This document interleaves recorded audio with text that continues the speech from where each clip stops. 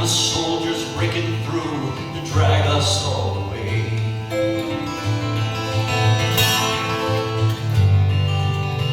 Just before the sunrise, I heard something at the wall. The gate began to rattle, a voice began to call.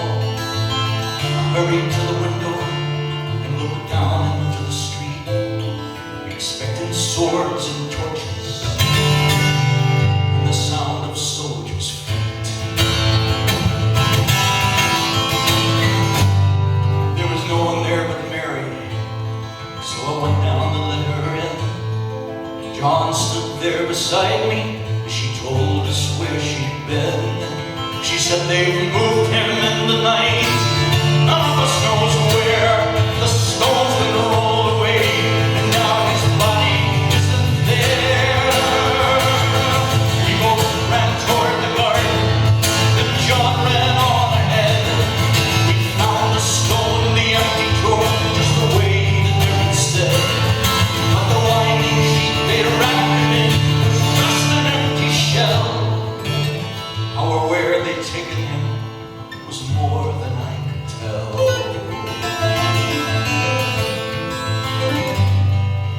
Something strange had happened there, but just what, I didn't know. John believed a miracle, but I just turned to go. Circumstance and speculation couldn't lift me very high, as I'd seen them crucify him. Then I saw him die.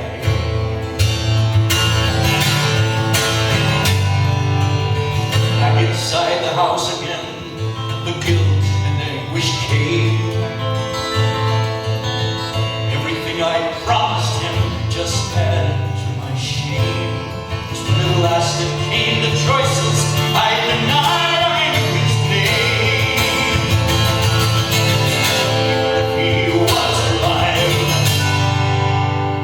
wouldn't be the same.